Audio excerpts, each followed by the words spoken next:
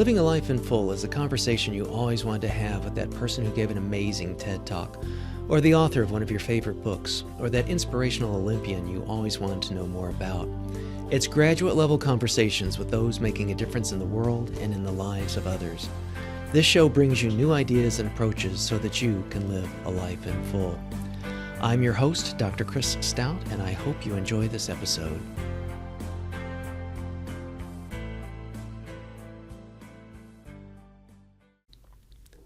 This episode is brought to you by the nonprofit I founded, the Center for Global Initiatives. The center is an all-volunteer organization, so there are no salaries, and thus all tax-deductible donations can go to the work. While our key country partner is in Tanzania, our work is global and generally focused in the areas of education and healthcare. We also help others to get their nonprofits started or augment others' project-based initiatives.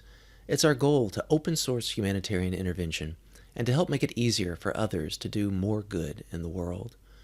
We are proud to have been ranked a great nonprofit every year since 2011 and to have achieved a platinum-level rating by GuideStar. Links in this episode's show notes will take you to published articles on our outcomes, a number of helpful tools, and downloadable resources, which are all free, always. Please visit us at centerforglobalinitiatives.org and be sure to watch our video at patreon.com/Dr. Chris Stout to learn more. Thanks. Welcome to another episode of Living a Life in Full. I'm your host, Dr. Chris Stout. If you know me and my background, then you know that I enjoy adventure travel, extreme and endurance sports, and in combining interests to mutually enhance an experience and, honestly, to be efficient. I'm big on multiple birds with one stone, so to speak. Going on climbs and adding a fundraising aspect led to the creation of Summits for Others, to the founding of a kindergarten in Tanzania, and actually my nonprofit center. When I went on medical missions with the Flying Doctors of America, I would combine some sort of adventure travel with it as well, since I was already in some remote locale. When I was invited to give a talk, I'd bring my family along when possible, and we'd all enjoy not just time together, but also opportunities to explore and to learn. And of course, there are those weirdo challenges of mine, but I digress. In the context of the aforementioned, I have found a kindred spirit who has dialed it up a notch to an amazing new level. Dr. Ben Mattingly, along with his wife Jennifer, founded and own Wild Med Adventures. He's also the founder and former director of the Wilderness Medicine Fellowship Program at Baystate Medical Center and former assistant professor at the University of Massachusetts Medical School's Department of Emergency Medicine. Ben has a passion for the wilderness and has traveled throughout the world, including a year working in a small ER in New Zealand. With his father, he summited Mount Ranier, Denali, and Vinson Massif in Antarctica, and in 2023 he summited Everest and completed his goal of tackling the 7 summits. He's taught wilderness medicine while climbing the highest mountain in Mexico, and in Guatemala he summited the highest peak in Central America. In addition to mountaineering, Ben rock climbs, scuba dives, backpacks, and is a triathlete, skier, and off-road and extreme sports enthusiast. He served as the team doctor for an American Hockey League team and has been active in wilderness medicine and medical education throughout his career. Ben has twice been awarded the Outstanding Teacher of the Year by his emergency medicine residents, and he's taught wilderness medicine in over 10 countries. Ben holds a special interest in wilderness injuries and high-altitude medicine and is an active advanced wilderness life support instructor. Ben, welcome to the show. It's great to have you on. Yeah, thanks for inviting me. So, boy, talk about living your life in full. You're kind of the poster boy for doing so. We were even just talking about what you've been doing off mic just before today's show. So, and you also do it in service to others. Maybe we could start with your origin story, like what drew you into medicine, and then what to specialize in emergency, and then subspecialize in wilderness medicine. Sure. Yeah, I think I've had kind of a winding path, so I should say. I was born and raised in Kentucky, and honestly didn't know anything about wilderness medicine. I think we had spoke about this before, but I had the unexpected positive pregnancy test from Jenny when we were in high school. So this all started off with teenage pregnancy at age 16. And I think, people handle stresses and one of a couple different ways. One is to kind of give up and think that your life's over, and the second is to prove everybody wrong that said you just ruined your life, and to go on and say, you know what, I can do whatever I want. It's going to take a lot of hard work, but I'm going to go for it. So yeah, so my wife and I got married. I was 17 years old. Wow. No one in my family had been west of the Mississippi. Wow. I never flew in an airplane until I got to medical school. So that was sort of the start. Wow, you made up for lost time. No, I actually do some talks for our high school, because I think the point is that that you've got to believe in yourself, and you can sort of, what you want. Doesn't mean it's going to be easy, but sometimes we have things that happen to us that affect us in different ways, and it's how we respond to those that kind of create the paths of our lives. So my wife and I, we drove out to the Grand Canyon before the internet. I don't remember. I think we were like 18, 19 years old, and we took our son, and we just wanted to see a snow peak mountain and go to the Grand Canyon. And so we drove out west, and I think that sort of opened our eyes that we wanted to be different and kind of see the world. I didn't know what I wanted to do. I thought I'd probably be a teacher, or, a professor. Mm-hmm. And I had shadowed, there's no one in my family in medicine. And then while I was in college, I'd always done well in school. I shadowed a few physicians, and one really struck out that was just super down to earth, and his patients all liked him. He kind of had this wild hair, and he was super energetic. And I was like, I think I could do that. And I also wanted to be different, because I felt like I had more in common, coming from a small town, with the people than I did the physicians, to be honest. I thought sometimes that maybe they thought they were better than people or something. I wanted to be a little bit different. So I went to medical school. And then we decided to go to Massachusetts and try something different out of our home state for residency. And that was kind of the beginning, right? So we had kind of always wanted to travel and do those things. We just didn't have the money at the time. So by the end of medical school, we had 3 children. Wow. And you can imagine, a 26-year-old Kentucky boy going into Massachusetts, showing up in the neighborhood with a tin fork. Man. A strong accent. So and when I got there, I'd always loved doing things outside. So I was always into adventure racing and running and all the, rock climbing here in Kentucky at the Red River Gorge during medical school. And I remember telling all my classmates, they were all going out and doing all these things. I was like, you just wait. One day you're going to have young kids. I'm going to be traveling the world. So then, I think, not to go on and on, but I think like little weird things happen in your decisions that you make.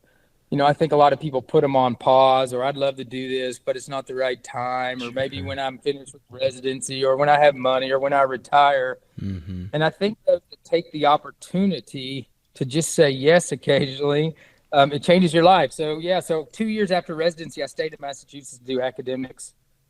And I literally came home from a bad night shift, and we sat down with our family. And I don't even know if I saw a commercial or where this even came from, but I was like, you guys want to go to New Zealand? And they're like, what are you talking about? Oh, so you're always saying crazy stuff. You're not going to do it. No, I'm serious. If you take off of your school, I'll go tomorrow. Let's go to New Zealand. Like, I'll do it. Wow. And literally my chair, who was a great guy, Dr. John Santoro, what a great friend and a mentor. And he said, Ben, you got to do what's right for your family. You'll always have a job here. Go do it. And so that led us to New Zealand. And while we were in New Zealand, the couple of the guys I was working with, some of it was just chance, but they were doing some of the first wilderness medicine education outside the United States. And I was able to teach with them. They said, you'd be great. You do all this stuff, like help us teach. And I helped run the first advanced wilderness life support course outside of the United States. Wow. So that kind of set my path towards wilderness medicine. When I finished residency, I think there was only one fellowship in the country, and that was out of Stanford. So when I came back to the academic program, what was that? Was that Eric Weiss at Stanford? Do you know? Yeah, so Eric Weiss was at Stanford, and he ran that program for a while. Oh God, I'm going blank. There was another. He wrote. Paul Auerbach was the original founder of that program, and then also was big with the Wilderness Medical Society as well. But and Eric Weiss was involved with that program. Gotcha. So when I came back to academics, they said, "Listen, if you want to stay in academics, what's your niche going to be?" And I was like, "Well, I just came back from New Zealand. I said, I want to start my own wilderness medicine fellowship. I said, give me a couple of years. I'll write up, all the logistics and I had to figure out all the numbers as far as how to pay the fellows and all that stuff. So it took a couple of years.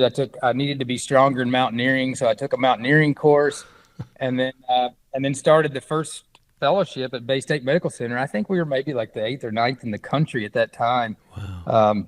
So that just kind of, right, sometimes your choices you make, just a random conversation at the dinner table kind of leads you down this crazy path. I love that. And so when I took that mountaineering course, I did it, but just by myself. It actually was out in Nevada, and the instructor, a couple of people canceled, so it was just me and him. And so I really loved combining the endurance part and the planning. A little different than rock climbing, where you get sort of an immediate, adrenaline rush. So maybe I should say. But so when I got back, my dad was near 60s, and he didn't do that course. He's like, I'm not learning that. I'm too old. And then I came back. I said, let's go climb Ranier. And he's like, I didn't even do the course. I was like, I can teach you everything you need to know. Buy the gear. Go.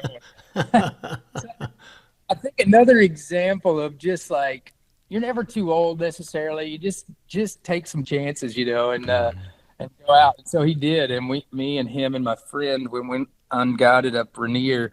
And that was sort of the beginning of a 10-year climbing addiction for me. Wow. So yeah, later that year, I had my first fellow. He was a friend. He was a resident. And he said, man, if you start the fellowship, I'll be your first fellow. That was Joe Schneider. And so I saw a medical course down climbing Aconcagua. And so we signed up, and my dad went with us, and we went and climbed the highest peak in South America. And I became really good friends with Andy's mountain guides. Uh-huh. And, I think it's all these connections and the way you treat people and the experiences you have. And he goes, hey, will you be our medical lead, do teaching? We want to climb Karsten's Pyramid. And I was like, I've never heard of Karsten's Pyramid, but I'll do it. It sounds great. And so that led me to Karsten's Pyramid, which is in West Papua, which is the highest peak in Australasia. And then one thing leads to another. I met a guy there, Chris Imre, who was an awesome a person, very humble, a vascular surgeon out of the UK who's done most of the research on frostbite. And we became really good friends. And he's like, well, Ben, you should run Antarctica sometime, and I'll help teach, and we should climb the highest peak there. And I kind of kept that in the back of my mind. And I met another guy who was a medic who'd been in Afghanistan, who had just came back from Russia, and gave me some contacts and said, you should go climb Elbrus as well. And I was like, all right. Oh, man. Yeah. So I think the 7 summits had kind of taken hold at that point. We climbed Kilimanjaro, and so we took our daughter. My wife and I went. My dad went as well, and we climbed that. I think that was like 2015 or 16. And then so then I quickly figured out how to go to Russia. That was in 2016, and climb Mount Elbrus with the recommendations from a friend I'd met on Karsten's Pyramid. And when this was all taking place, we started Wild Med Adventures. And Wild Med Adventures is basically an adventure medical education company that my wife and I started. And when we were first teaching in New Zealand, we kind of always thought, man, wouldn't it be fun to do our own thing and go anywhere we wanted in the world, and really have a vested interest in people's experience. And then when I started the fellowship, it really kind of sealed the deal as far as us starting our own company, because we wanted our fellows to be able to go anywhere in the world and help us, teach. Because when you first start a fellowship, it's hard to get into some of these societies. They give you a 20-minute talk at a hotel conference or something, but I really wanted to help plan expeditions. Yeah. So yeah, like for example, like one of my fellows was like, I want to go to Mongolia. And I was like, all right, give me like a month, so we're going to climb the highest peak in Mongolia, but then they got to think about, all right, we got 18 people. Where's the nearest hospital? Mm-hmm. Right? What communications are we going to use? What kind of medications do we need? What kind of injuries are we going to see? Do we need to take medicines for everybody? How much weight can we carry? Mm-hmm. So there's a lot of things that go into the plan that I think is also great for education.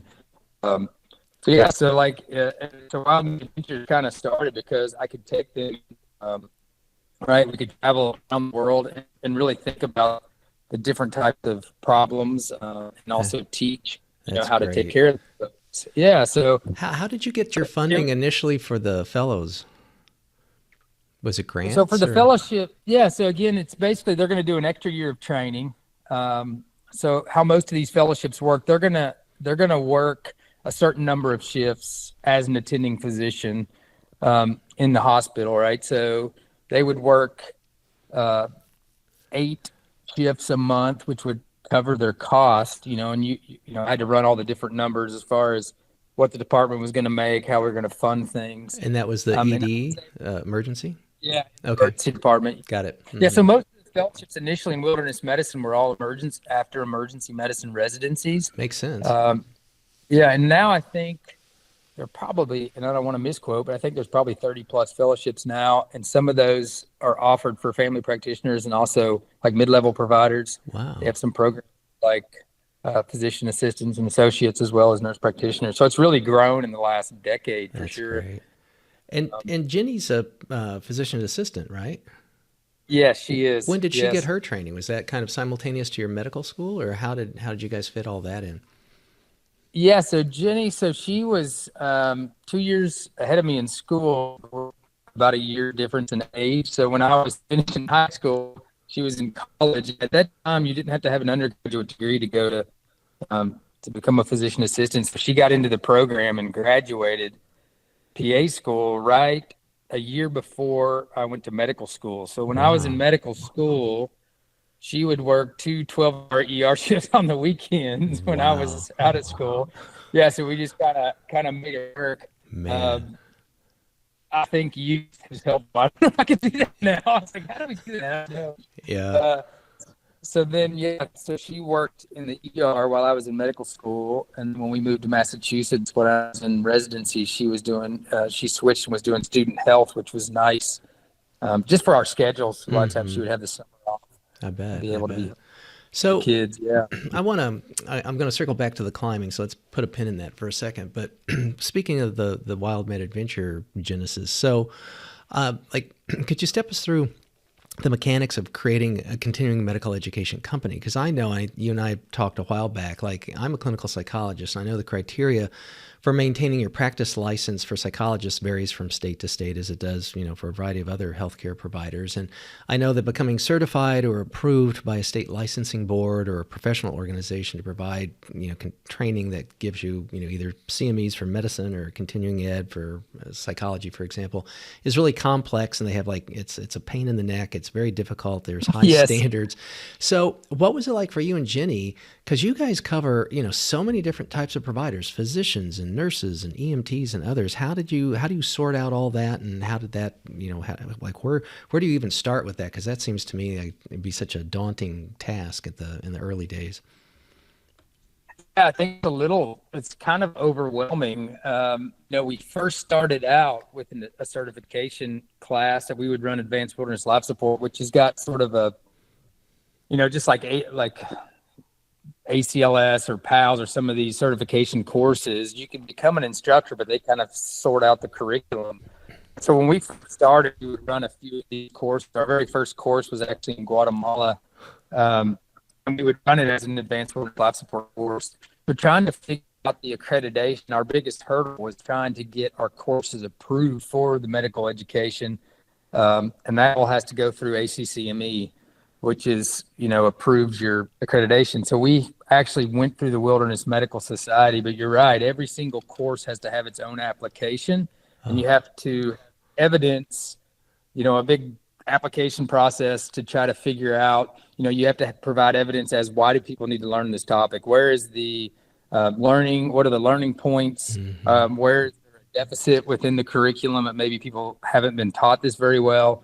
So you have to have, a whole application as to the timing of your lectures, what they're going to be on, points they're going to prove. And so that took a while to try to sort out. Oh, it sounds, it sounds like a nightmare, Ben. Jeepers. And once you get it, is it just sort of like then just groom it and maintain it kind of a thing? You don't have to start from scratch every new course. Well, a new course, yes, but like redoing a course maybe in a different locale, or how does that work once you got your beachhead established?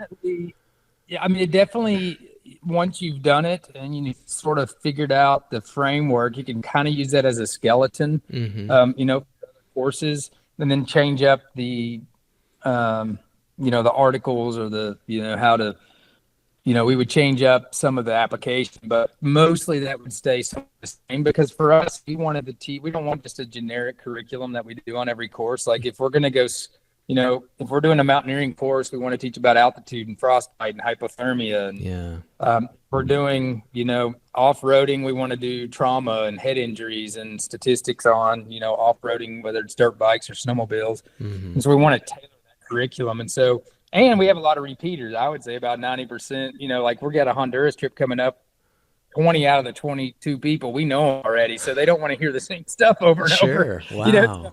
It makes it a little hard. So we got to change up the topics and try to make it interesting and keep people, wanting to learn new stuff. Sure. So I think definitely you kind of go through this learning process, trial and error until you sort of come up with a framework that works, and then you just got to change it up. Right. We've talked about becoming our own sort of ACCME provider, which is another, probably 1 to 2 year long process. And it's pretty expensive to get started, to be able to become your own CME certifying body. Right now, we're a joint provider through the WMS Society, so we still have to do we do the same stuff, but it's through, another company. And so, but that's $15,000, I think, just for the application. And then you got, it's just a whole lot of paperwork, and I think a lot of it is just putting your head down and just doing it. But there's definitely hurdles. Gotcha.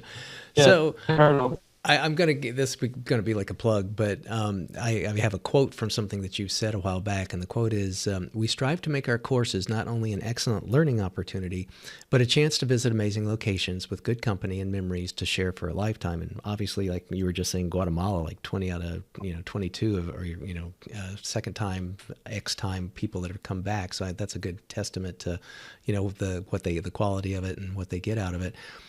Your Adventure CME courses are offered, and I'm probably going to miss something, but I have a little list here.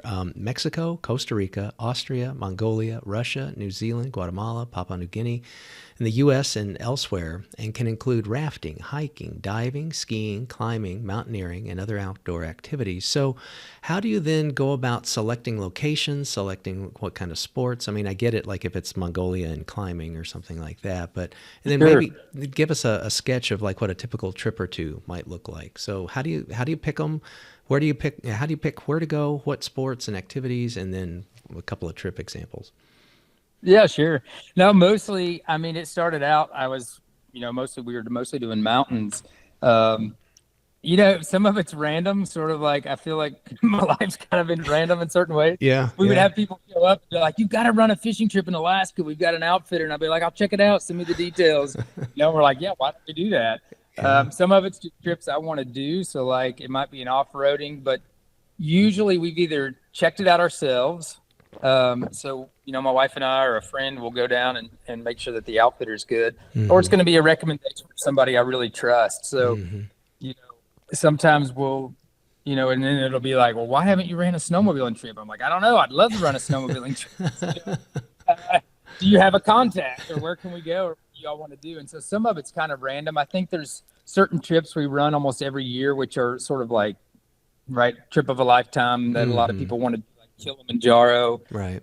There's certain places, maybe Galapagos, that people want to see and do, or Machu Picchu. So some of those are, some of the trips that we may run every year, and then sometimes we'll do one-offs that we're just kind of interested in, or our instructors are interested in. And so usually we'll kind of get those logistics down. Now that we have a little bit of a following, we can sometimes say, "Hey, we're thinking about going here. How many people do we have interested? We're thinking about running this." And then sometimes, like, we just did an off-roading trip in Vietnam. And honestly, I was like, I'm going to go either way. So if we have some friends to go with, it's going to be great. And if we don't, I'm going to go anyway. So, but yeah, a lot of times it's stuff that we're personally interested in. It's places that, we try to find unique places that aren't just a big you know, hotel on the beach or something. Yeah, yeah. We want like an experience where we really get to feel the culture, and we have sort of off the beaten track, and maybe some places that people don't feel safe traveling alone, so we can travel as a group, which makes it sort of special. And, you know, to us, I mean, in the last 3 years, my wife and I have ran Kilimanjaro for about a decade, but we were on the last 3 trips personally running it. We've taken over 110 people to the summit. And Wow. only one person didn't make it. And I think the reason being, if you're into mountaineering stuff, it's the team dynamics. Mm-hmm. You know, they say the number one predictor of success on Denali is your team. And so I think seeing people come together, for each other, no matter what their background is, when people get sick, you know, picking them up, giving them confidence and singing and all the things that are involved. And I think the spirit of the climb has made it really successful and unique for people. And we're vested in it, right? Yeah. It's not for us, it's a sort of a hobby and sort of become part of our job, but we really want to foster the relationship part of it. And I think in medicine, especially after COVID, there's so much burnout and people are frustrated and tired, and it's a unique way to get out and see other specialties and sort of bond in a unique way. And so it's been really special for us. Like, we don't consider them clients. Most of them have become really close friends. That's cool. You know, we've had lots of them have come and visit us on our farm. It's just, it's hard to explain sort of the camaraderie that we've forged over, you know, a decade of running trips. And so, a lot of this is sort of random. I'm kind of like I think in life, I'm kind of like a true emergency medicine doctor. Like, I know you know, a lot about anything, and a master at nothing. I think I like to try everything. I'm an expert at none of it. I love to do it all. Yeah, that's good. And so we kind of, you know, and some of them are pretty unique, like fishing and hunting. And when you think about some of these things, you know, people going in the woods by themselves and how you can increase safety. And, you know, I think that we've kind of made a difference in some of those things.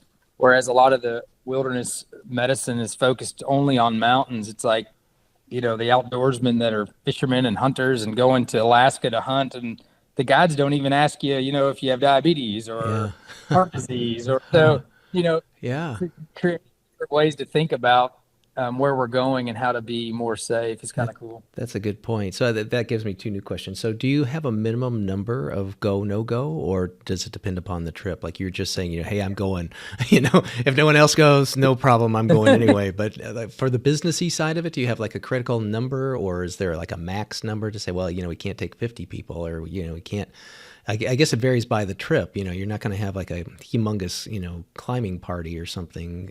But how do you do the math of that, of like saying, well, we can't afford to do it unless we have X number of people, or, you know what, we've got to have a waiting list now because this one's super popular. Yeah, no, absolutely. I think every trip is different. You know, like some of our smaller fishing trips, something we may have a maximum of 10. And some of that depends, you know, a lot of times if I'm not running it, or my wife, if we're not running it together, I'll let the instructors know, hey, here's kind of the cutoff point and what the costs are. You know, we need kind of like 8 to be able to, you know, or we need 10 to be able to get you there free, sort of deal. And every trip's a little bit different on numbers. I mean, most of ours are fairly small. We have been able to take a pretty large groups to Kilimanjaro, which we've actually, was interesting is we found that we enjoyed it more with a larger group, because some people are sleeping. It always leaves 10 or so in the tent to play cards. You know, we play drinking games where we hydrate with water, you know, to kind of help with the altitude. And then you can kind of change who you're hiking with, and really you have the time to know each person individually. And so we've kind of found that to be a plus. That's one of our larger groups, where we can take up to 30 actually. Wow. But most of our trips, especially some of the larger mountains like Aconcagua, have a max like 12 or so. Yeah, each trip depends. You know, I would say it's a certification course in Adirondacks where we'll have like 10 or 12 instructors, and we have the whole camp, you know, 300 acres to ourselves. We can have a little bit larger groups, but 30 is kind of the max. Gotcha. Most of our trips are going to be somewhere between 12 and 20. And we just got. Go ahead. Sorry. Yeah, we just got back from a snowmobile trip and we had 12 people and it was, great. Small group. We could do skiing, snowmobile. And so, yeah, most of the group sizes are pretty small. And so, are they? Is the mix of the people there, profession-wise, are they like? And again, it probably varies from trip to trip. But is it typically physicians? And if so, what kind of specialties? Or is it a mix of nursing, EMTs, what have you? Yeah, so some of our certification courses, like Advanced Wilderness Life Support, where it's only 3 days and it's in the States, we have a much bigger mix of paramedics, nurses, doctors. I mean, all ex-Navy SEALs, some really cool people that I've learned a lot on the trips from their experiences and their expertise.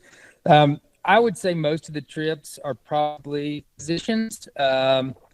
We had a Everest Base Camp trip last year, which was unusual. I think nurses outnumbered the physicians. So yeah, it does vary, but I would say most of the courses, some of them are kind of expensive, once in a lifetime type of trips. Mm-hmm. I don't know if, some of the physicians get continuing medical education funds, and some of the nurses, I don't know, don't get as much as far as reimbursements and things. So I would say the majority is physicians, and we've had just about every specialty. We've had pathology, radiology, anesthesia, pediatrics. I would say the majority, I think, would be emergency physicians and anesthesiologists for whatever reason. We've had an OBGYN. We've had just about every specialty, which to me makes it that much better because, we've sat and done discussions on altitude, and I got perspectives of anesthesiologists and from treating pulmonary hypertension in the operating room. You get a very diverse background of ways to think about things, which has actually opened my mind to lots of different research projects and stuff. Yeah, so it's really kind of a cool experience. And we also, you might be talking about trauma on a dirt biking course, and you've got a general surgeon there to give you his opinion about compartment syndromes, and orthopedic doctors talk about certain fractures and the way they would handle things. So it gives us kind of a unique perspective. I feel like it makes it a better learning experience. That's great. I really like that. So has there been any experience that significantly influenced your approach to medicine and adventure? Is it this kind of a thing, the diversity of specialties and different perspectives, that you can then bring to your own research or your own practice? Oh, absolutely. Well, I had a couple of things like with high altitude. I don't know how much to go into this, but we had an anesthesiologist. We were talking about, on a fishing trip, actually, we were talking about fishing or hiking or hunting or climbing at altitude. And basically, high altitude pulmonary edema is related to the pulmonary vasoconstriction that we all get. So, when you don't have oxygen, the body thinks to shunt blood, so it vasoconstricts. And he was talking about patients that he treats with pulmonary hypertension, which is you want to dilate the blood vessels in the lungs, so we should say. And he was talking about treating pulmonary hypertension in the operating room, which is iloprost or prostacyclin, which is a direct pulmonary vasodilator. And that's never been studied at altitude for pulmonary edema, which I think could be a huge changing point. Yeah. So, if somebody's listening and they want to work on a project, it's trying to get but there's things that haven't even been studied. And so I think we're going to see some of these things change. And I would have never known that or thought about that without having a different specialty to kind of suggest some of these things. Wow. There's been multiple other incidences where it's made me think out of the box. And even my own med kit, has changed as far as what I would put in it for hemorrhage control and different things, depending on where we're going and what kind of activity we're doing. So yeah, definitely it's broadened. It's broadened, my horizons as far as how I think about things. That's just I love that example. Several. Well, I had mentioned we're going to put, and this is a good segue too. I mentioned we're going to put a pin in the climbing. So let's circle back to that. So I'll put this in the show notes because I'm very impressed with your climbing resume. But so Aconcagua was January 2013. Cartens Pyramid was October 2015. March 2016 and February 2023, Kili, and maybe more in there somewhere. Yeah, the last couple of years. Yeah. Elbrus was August 2016. Mount Vinson Massif or Mount Vinson in Antarctica, 2019, January. June 2021, Denali, and then Everest 2023. So that's the pinnacle of then being able to do the 7 summits, which I am very impressed with. I'm a closet climber, just wannabe alpinist myself, and done a few of those myself. But to be able to get the grand slam of those 7 is just really tip my hat to you, Ben. That's awesome. I appreciate it. So I know from doing some background that you had some misadventures with the Everest expedition. Could you maybe share what happened with that one? Yeah, I think so. So a couple of things, like I said, kind of lead to, random stuff. So after we climbed Elbrus, Chris Emery called and we went to Mount Vinson, and there I met a Sherpa named Namga, and was just one of those people you just really love, right? Just a great human being. Mm-hmm. And he would just started a company called Grand Himalaya in Nepal. And so when I met him, I said, listen, in a few years, I want to climb Everest, but I want to do it with you. I don't want, $200,000 ping pong table in my base camp. I want to go with somebody, kind of support his company. And then COVID hit. And so we waited a few years, and after COVID, I called him up, and we were going to run a CME trip to base camp, and I was going to stay and climb with Namga in Antarctica. And so the unfortunate thing was a couple months before, he had a recurrence of esophageal cancer, and he passed away a couple of months before we were supposed to head to Nepal. Oh, my. And when I was talking with him, he said, please don't cancel this. My wife will help figure this out if I'm sick or if I'm not available. But, they don't have health insurance. They don't have life insurance. Right. This meant a lot to him and his family. And so I said, listen, kind of how I did every mountain. It's like, I just want to go and experience it. I didn't have a hard set goal. Like, I'm going to go to the summit at all costs. I've always kind of been like, let's go. And if things line up and things happen, then that's the way it is. Mm-hmm. So I went anyway, and it ended up being his wife's brother, Pimba, who's become a great friend, was my guide, and we got to meet his children and his wife. And so that's how I ended up at Everest. Wow. And, my concerns, obviously, you see it in the media, long lines, and is it safe? And it's become more of a, commercialized. Mm-hmm. People get drug up it rather than really earn it. Yeah, and a lot of people want to climb just because it is the highest peak and for whatever reasons, right? And for me, I'm just kind of doing it for fun. I don't have anything to prove to anybody. And so it does play a little bit of a mental game. So you get over there, my wife and daughter went to base camp with our CME group. And when they left, you start thinking things like, is this selfish? What if, even though they're grown, if something happens to you just because I wanted to climb a mountain, you start to feel those things. 3 Sherpas died in the ice fall right before we got there. Oh, gosh. And they were on the Imagine Nepal team, which we shared base camp facilities with. And so we got to know a lot of those guys. And it becomes a lot more real. And it's and it's become a lot more crowded. So I wrote about that in my blog on the website, sort of about my experiences. So I kind of made some deals with myself. If I get stuck in a long line, I'm going to turn around. If we can't make it to the summit before early morning, I'm going to turn around. You try to have some, always said, I want to be dangerous but not reckless. I like to take chances. I understand we can all die and that things have risk and there's avalanches and things you can't control, but I have to be reckless in your life. And so we got caught in a really long line going up the ice fall the first time.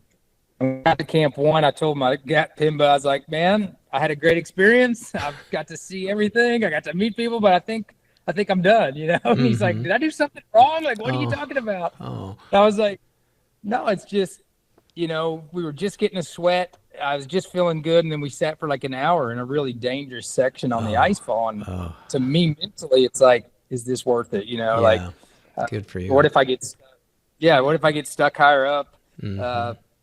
And so anyway, I said, he's like, just wait till the morning, wait till the morning. We wake up in the morning. It's a beautiful day. And I was like, all right, I'm not going to go back and forth. I want to climb the mountain. These are my guidelines. If I get stuck in a long line, I'm turning around. If guys in the ice fall again, I'm done, kind of thing. Mm-hmm. And so, yeah, that we kind of had. Really, we went back down. We spent a few more weeks. You got stronger, and when we went back up the second time, we left a little bit earlier, and we hit no lines. And so, I kind of went with that plan. And then when we got to, we got all the way to high camp. We really went from camp 3 to camp 4. And it was a bit of a line, but it was a beautiful day. It wasn't anything that was dangerous. So when we get to high camp, though, we only had about 2 hours before we had to leave for the summit. So there was like no sleep, Wow. And when we took off, we kind of leapfrogged people. I was like, man, we're not going to make it. He's like, do you feel good? I was like, I actually feel great. Some days you just feel good. Some days you don't feel good. I felt good. Mm-hmm. Made it up to the summit for sunrise. And I don't know if you got a chance to read the blog, but so as we were coming down, the onslaught of traffic was coming up, and I was like, "Oh, it's gonna be terrible," because Yeah. we're getting around the step, and you can't really get around people. Right. And so there's a line, there's a fixed line that you clip into, and so I kind of climbed up on a little, maybe 3 feet off the trail, kind of on a little ledge, and I was letting people go around me, and I clipped back into the line, and a guy around the corner who I didn't even see fell. But when he fell, it jerked that fixed line and basically slungshot me off the mountain. Oh. Right, I'm hanging there, just realizing like, hey, I'm all right. That's good. I feel good. Wow. I turned around to put my crampons to climb back up the trail.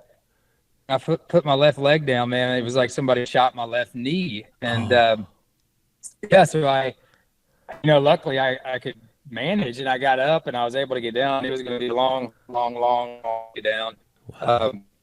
And come to find out, when I finally got home and stuff, I tore my meniscus and had a lot of bone marrow edema on that femur. But, it just makes you stop and think, like, if it had been a little harder, or I fell a little to the left or a little to the right, if I broke my leg there or had a little bit worse injury, yep, you're dead. Yeah. Rescue. So you gotta think about those things when you're climbing. And I think like other things happen, or people are paying to not have to carry anything. People are dropping oxygen tanks. So right. I think things need to be done. And I think they continue to try to regulate it somewhat, as far as the number of permits and the number of people. Again, the last thing I want to see is something happen to Pimba because he's trying to take somebody up that really, is not able to climb, so like Mm-hmm. maybe there's going to be time cutoffs. Maybe if you can't get to camp 1 through the ice fall in less than 8 hours, that's just an automatic, you can't go further. Yeah. But I think some things need to be done for the safety of everyone. I know they've limited some of the helicopter access this year. We've got a team going to base camp, and so they're trying to do some things right, but there's also money involved, and it also does a lot of things as far as the community, Sherpas, and provides jobs for people. So it's kind of a complicated issue. Did I have a great experience? Absolutely. Would I do it again? I think I would have to think hard about it. As far as, is it worth it? Right. But it was something that, it was definitely an amazing experience. I met amazing people. And we're able to go back every year and take clients to the base camp, which supports, Namga's company and his family, which I really love to do. Good for you. So was your dad on that climb with you too? Yeah. So he went to base camp with the group. He had decided that he was going to stay with me because we knew some folks up there from other climbs. And then he was going to climb Lobuche, which is another peak. I think it's like 24,000, probably misspeaking, which is an acclimation height for Everest. He stayed. A lot of people were getting sick, whether they had COVID or they were getting a virus. He got sick. He still tried to climb Lobuche with me, but when he got back, probably had pneumonia, plus the altitude wasn't helping things. Ooh. And so he was actually evacuated from base camp when his sats got to Wow. I'm like, Dad, I'm pretty laid back, but when your sats are 48 and you're blue, I think we're gonna do something. we need to not ignore this anymore. And so he went back after about a week or so at base camp with me, and I stayed another 4 or 5 weeks or so. he's in his early 70s. So, Wow. we've got to, it's same like when we climb in Vinson. It's like, we climbed Vinson together, Aconcagua, Russia, Kilimanjaro. So we've been on most of the 7 summits together, and it's, Wow. no matter what happens, it's expensive to go to Mount Antarctica and climb Mount Vinson, but it's like, we looked at each other, it's like, no one can take this away from us. Yeah. No one can take experience. Yeah.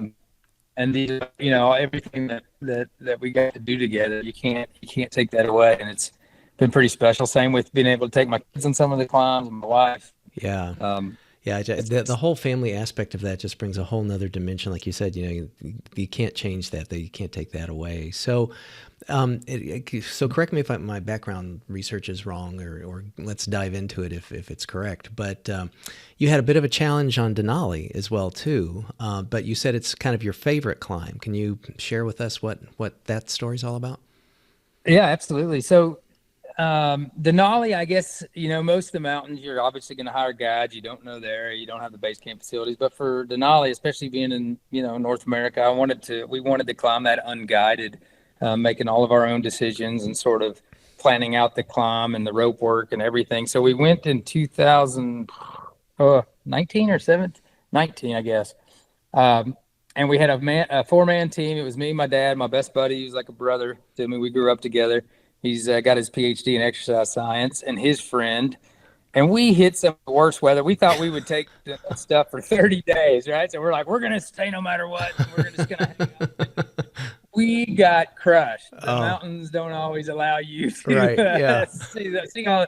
Probably 15 days we could barely see our hand in front of our face. Oh my gosh! Got caught in a huge storm at high camp and had to basically crawl off the summit on the ridge. And so, it's an incredibly beautiful mountain. And so we thought about going back for several years, and we went back in 2021, I guess. I don't have my dates in front of me, but, and totally different mountain, sunshine. My son went that time. We had another 4-man team. It was me, my dad, my son, and my best buddy, Clayton. And, we were on the summit in like 12 days because the weather was just fantastic. So we moved pretty quick. And we learned a lot from our first, expedition. And so, a lot of things, again, going back to making good decisions and trying to be safe is like, the mountain's not going anywhere. You can go back and had just as much fun the time we didn't make it. And we have tons of funny stories. And so I think it's that sort of that camaraderie and just accepting the challenge. But yeah, a lot of people will say, oh, you climbed Everest, but probably, my greatest accomplishment would be doing Denali unguided. Wow. Weather can be unpredictable. You've got to make all your own decisions, do all your own cooking, do all your own navigating, do all your own rope work. Wow. That is impressive, man. Wow. Yeah. So I think, and there's something special about doing something on your own, right? So, there's, I would still say I'm an amateur mountaineer. A lot of the work goes to the Sherpas. And some of these true mountaineers that are doing unnamed peaks and things that are out of boundaries and things that have never had a route, right? There's some really, really technical stuff to climb.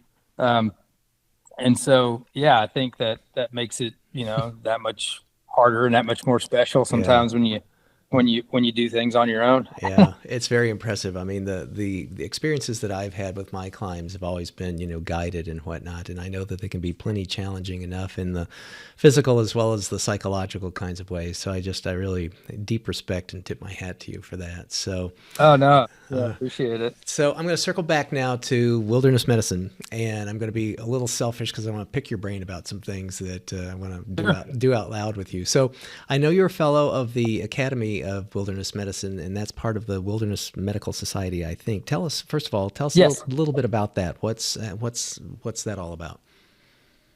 So a couple of things. Yeah. So when I finished residency, like I said, there was only one fellowship in the country that actually had a specialized training program. That's an additional year of training in wilderness medicine. And that was mostly, that was out of emergency medicine. And so Wilderness Medical Society was formed in the 1982 or 83.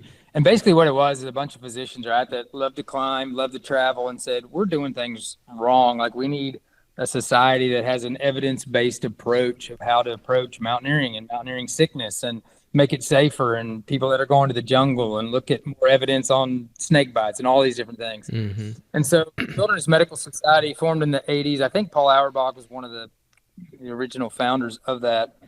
And so what they offer is a fellowship through their society, which is for really any medical provider to log a certain number of hours to say, you know, I've had training in altitude medicine, I've had training in desert medicine, I've had training in jungle medicine.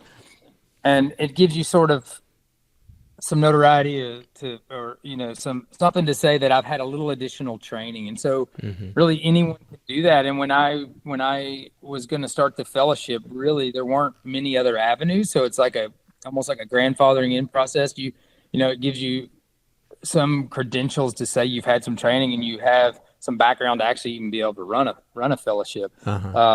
And so yeah, you can do that. You can sign up on their website and you earn, you know, a certain number of hours, and you have to have a certain number of experiences and given lectures and some hands-on stuff. And there's a whole application process for that. And that's through the WMS Society. So a lot of people have went and got their training and their fellowship through the Academy of Wilderness Medicine and not done, you know, an actual fellowship through emergency medicine. I see. But do your courses count towards any of the criteria with the society?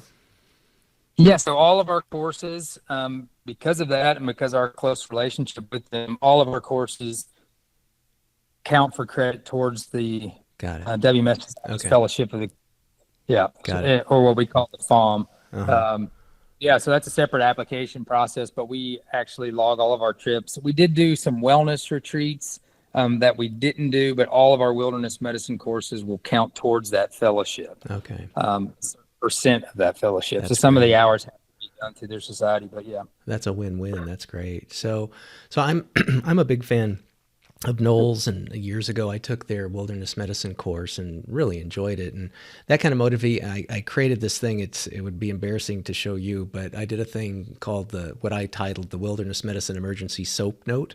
I published it, and I can put links in the show notes for it and stuff. But I thought it was really kind of a one. I needed my little prompts, and I just kind of did it in the context of a soap note of like a single pager, really small font, so I could fit it on, you know, duplex copied on one piece of paper. But I stuck that in my like underneath my seat in my motorcycle. I put it in my glove box in all of our family, you know, our kids' cars and my car and stuff, you know, in case anybody ever saw something, you know, or, you know, just all the kind of basics and stuff like that. So, and I had a very dear friend who's also an ER doc and been on the show, Tim Erickson. I worked with him with the founding, there's a Center for Global Health at the College of Medicine at University of Illinois at Chicago. He's now moved on to Harvard Humanitarian. He's also a climber. I mean, you guys are like, you know, cut from the same cloth, just really fun. Fun, impressive. You know, he did Aconcagua years ago, blah, blah, blah. And he's also on the faculty of the National Conferences on Wilderness Medicine with Weiss, who we had talked about for Stanford. Yes. And my daughter and I attended their Big Sky conference some years ago and just had a great time. They had stuff, she was still in high school at the time, and they had stuff for kids in junior high and senior high where they could go do their thing while I, you know, went to my lectures and stuff. And they would do like courses in the morning, and you were off like around lunchtime, so you could go hike or go run or, you know, kind of do whatever. And I really kind of love that model, and it kind of seems like it's a bit of a variation on kind of what you do with your, you know, with Wild Med, in the sense of there's education, but there's also opportunity for camaraderie, there's opportunity for family, there's opportunity to, you know, go enjoy nature and, you know, be out in it as well. So that all is teeing up. So I have this nonprofit that I started some years ago. And one of the things we're looking to do is kind of a next phase is what we're calling a Global Ambassadors Program. And the idea is that we would have travel that would be kind of consonant to the educational topics being covered and yield kind of continuing ed credits so attendees, presumably most of the people coming, would be clinical of some sort and help with their continuing ed for their licenses. And it would be probably in the areas of global health, health and mental health, psychology, behavioral health stuff, humanitarian intervention. And then we'd also do like what you guys do of like some extracurriculars that would be, of interest and not necessarily anything clinical per se, and, Sure. to see things and do things. So what advice would you have for us in starting a program like that? I mean, is it the issue of like getting the CME, CEU kind of thing, or where would someone start today with the experiences that you've had from what you've done with Wild Med? Yeah, I think it will depend a little bit on what you think, who you're sort of advertising this to. Like, is it going to be mostly medical professionals or not?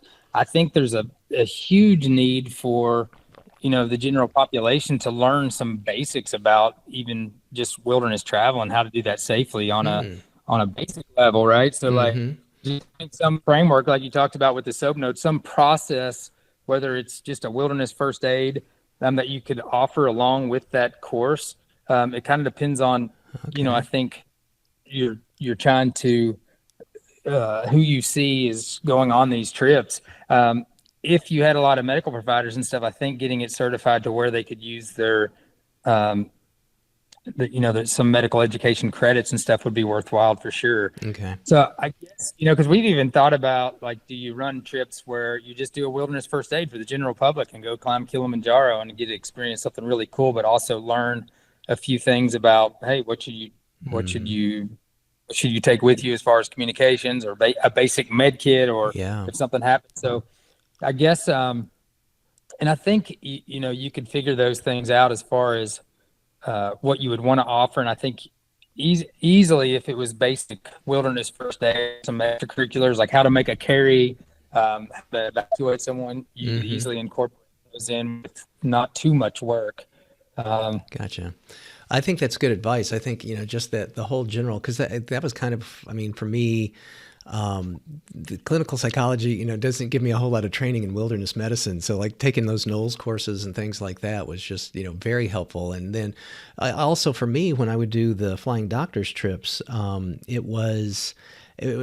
very obsessive compulsive. I'm very detail oriented. So when every trip we ever did, I probably did a half dozen with them over a 10-year time span.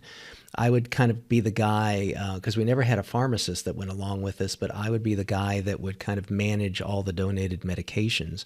So then I would I'd create a formulary. I would, make note of like, well, this is, we need to, have clean water because this is going to be, we're going to need to mix this, or we're going to, blah, blah, blah, because the docs that need something kind of to, have high throughput of seeing a lot of patients, they don't have time to like say, well, I need this, antibiotic. And it's like, well, we don't have that antibiotic. Well, what's what's a good substitute for that? So I would do all that kind of work in advance, and then just have everything ready for them to be able to do that. So I think the aspects of people that, the whole wilderness medicine thing, or getting involved in, doing, humanitarian medical services kind of a thing, there's a lot of opportunity to kind of put some structure to those kinds of things. So I think that's good advice. So, and that pre-trip planning is a huge part of the process, right? People don't see a lot of that when they show the trip, but we take medical backgrounds of each person. How many meds do we think we need? Maybe one or two might get some pulmonary edema. So not everyone needs, a pocket full of dexamethasone, but like, so what do you recommend as the basic med kit for the attendees? What do you have as an emergency?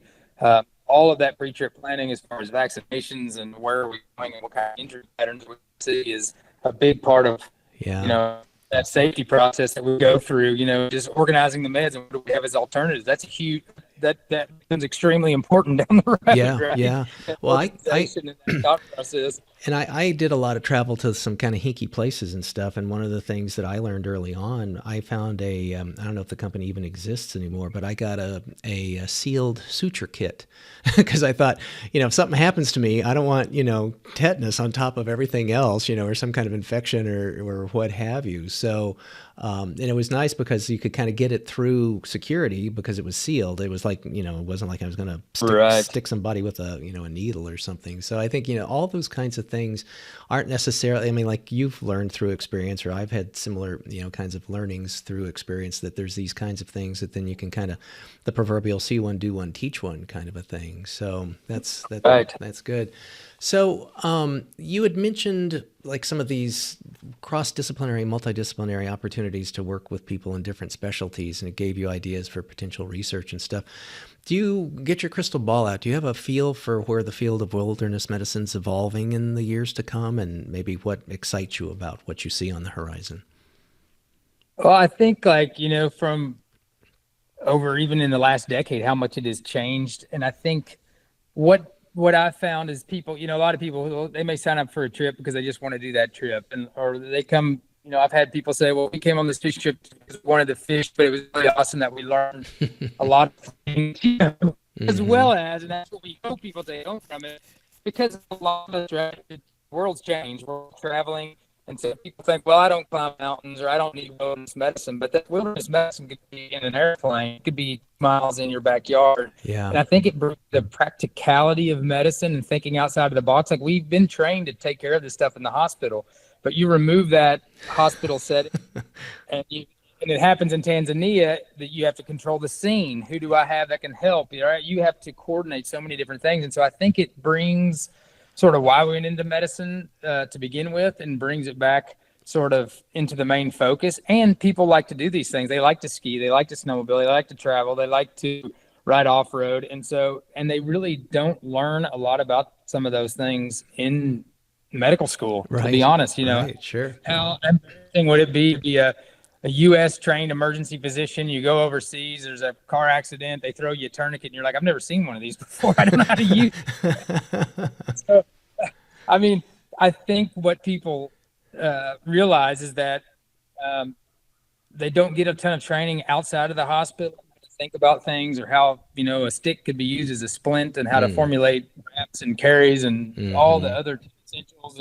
And so I think it's made it really unique. And I think that people are realizing that they want to learn more about that because they're putting themselves in these environments because they enjoy doing it, or whether they're a team physician, or they're just taking their family, or they're going with friends, or they're taking a college group. I think that we appreciate, I think we're traveling more. I think we're going internationally more. I think we're putting ourselves in environments that have potential to have some accidents. Right. Yeah. So I think that's continuing to grow, and the awareness of stop the bleed and hemorrhage control and in field medicine, I think, is becoming a much more important part. And I think even our guides, which is really fun to see, is like when we're on a fishing trip or maybe a hunting trip or whatever it may be, is they want to listen in because this stuff happens to them all the time. And they have to, we've had people say, like, man, I was taking a guy fishing and his defibrillator went off and he went unconscious and I didn't have cell service. And I didn't know what to do. Or, somebody got flown off of a snowmobile. They were giving us a case just this last week. They had a client that was racing and collided with another one, and he flew 30 feet and he was having a seizure and wasn't breathing. And they're like, what could we have done differently? How could we have prepared for this? And so I think that's continuing to evolve. I think the evidence-based approach is starting to evolve. More studies are being looked at, even though a lot of them are small numbers. We're starting to have better travel recommendations and clinical guidelines for some of these wilderness disasters that we're coming across. And so I think that's just going to continue to develop. We're going to have better research. We're going to have better idea of how to treat some of these things. I love that. That's really hopeful and gives me great excitement, because it just makes so much sense to hear you describe that. It's like, it seems so obvious now, but like to go from what you were talking about with these, starting fellowship programs and things, to now it continuing to grow and continuing to have interest in it, and people subspecializing and stuff is great. But as well as, just John and Jane Q. Public, being able to learn these kinds of things, because stuff happens. People are first on the scene at a car wreck, or or when you're out yourself, even just managing yourself if something went sideways, on a hike or on a long distance run or something. So absolutely. I mean, even just with some of the hemorrhage control stuff, just basic stuff like, hey, for $10 or $15 you can get a tournament. Think about farm injuries, tractors, heavy equipment, propeller injuries on boats. Like, our kids have tourniquets in their glove box. If you're the first on a scene in a car accident, there's not a lot you can do without a big fancy hospital right there. Right. But you can stop bleeding. There's some basic stuff you can do in 15 seconds that might save a life. Awareness of the hypothermia and changing our hypothermia protocols in the hospital. I think we've had 4 or 5 different docs come back and write me for our protocol that I did at Baystate and have changed their hospital and the way they do things. And that Wow. I love seeing, just the education and the changing of looking at all the different research and stuff is how can we have better outcomes? And started to do that. I think it's. Well, and it also makes me think we have a thing on our website. Do you know the Hesperian Society? Does that name ring a bell? They're the ones that write like Where There Is No Doctor, Where There Is No Midwife, Where There Is No Dentist. Those books. Are you familiar with those? No, I haven't seen. They're cool. Yeah, take a look, or I can send you the link. And they're everything on our website is publicly available and free and downloadable and whatever. And we have a relationship with them. And one of the other, we've used those in a lot of our, like historically with the Flying Doctor stuff, and kind of I learned about them actually through Tim Erickson back at College of Medicine at U of I, where they come in. My gosh, I think Where There Is No Doctor, last time I looked, and it's been a while, so it's probably much higher than this. It was like available in 45 different languages, and they like to kind of tell you in the front end of the book if you're working in an area and we don't have it translated into that language yet, let us know, because maybe we're working on it and we can send you the chapters we have. I mean, they're amazing. Oh, that's great. Yeah, they're amazing people, and we've got a med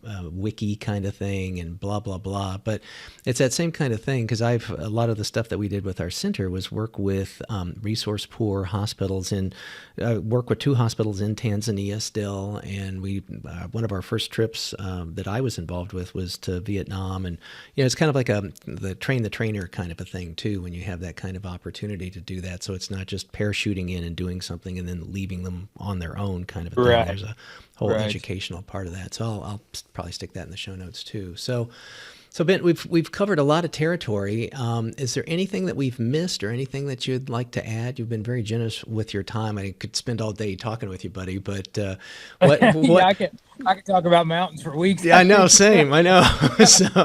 So what? Is there anything that we've missed, or anything you want to emphasize, or what else before we wrap up for today? No, I think that, I think for people that feel stuck or are interested or want to do something, is just say yes. I think take that risk. Good advice. Find something that you enjoy and you're passionate about, because life is short. Yeah. Life is short, and become part of, if you're interested in these things, reach out. Like you said, you've got multiple different contacts and links, and I think involved in it really sort of opens your eyes and gives you something passionate to be able to do. And I think we hear constantly, it's just, well, when the kids are grown, or when I retire, or I'm too old to do this, or I would say that, the time is now. Yeah. The time is 100%. I a lot of times I've given talks where it's kind of that same thing to try and get people kind of motivated and going, and the saying yes, like you've said. And I refer to it as the pox of the untils. Until I graduate, until I get married, until I do this or that. So this is the cure for that pox. What are some of the best ways for listeners to learn more, to connect with you, take a course, things like that? We'll put that in the show notes, but share with us. Yeah, absolutely. What are some of the best ways to do that? Anybody, again, my wife and I have wanted to keep it this way. We pretty much run it, and we have friends that are lead instructors, but like if you call our number, you're going to talk to my wife or I, right? So Nice. we want to keep it that way. We don't want to grow to where it's not just personal sort of experience. But we're on Instagram, we're on Facebook. I don't do a ton on LinkedIn, but you can just go to our website, wildmedadventures.com. Okay. And I can't explain the relationships that we forged that well, but if you get on Google reviews, just read our reviews. That's the best way that I can sort of explain the experiences from our trips, and kind of gives you an idea of how we do things. That's it's great. just through our reviews. Now that we've had, we've probably taught thousands of students. Just reach out, and we'd be happy, whether it's just a question about mountains or med kit. We're happy to help in any way that we can, and we hope to see some folks join us and maybe live one of their dreams. That's good. Well, I highly recommend it. Highly recommend it. Big endorsement. So, Ben, thanks so much. I've been so looking forward to this, catching up with you in between climbs and snowmobiling and other kinds of adventures. You really kind of motivate me and inspire me to say, okay, I got to kind of up my game a bit here. So thanks so much for taking the time to be on. I've really enjoyed it, brother. Yeah, thank you. I appreciate it. It's been great talking with you. As a reminder, listeners can read a summary of this episode and access links to the show notes via my LinkedIn Top Voice companion article, along with past guests as well. I hope you enjoyed this conversation as much as I have, and I hope it will help you in your journey to living your life in full. Until next time.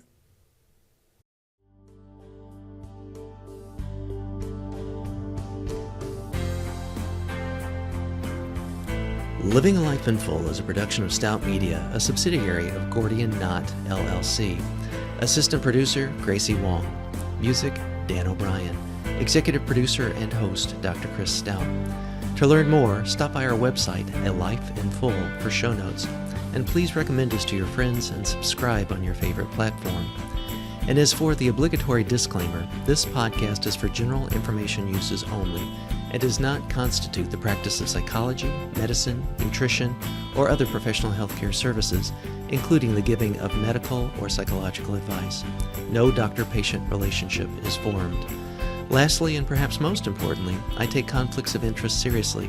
For all of my disclosures as well as show notes, please see livingalifeinfull.org/podcast and my LinkedIn profile. Thanks, and until next time.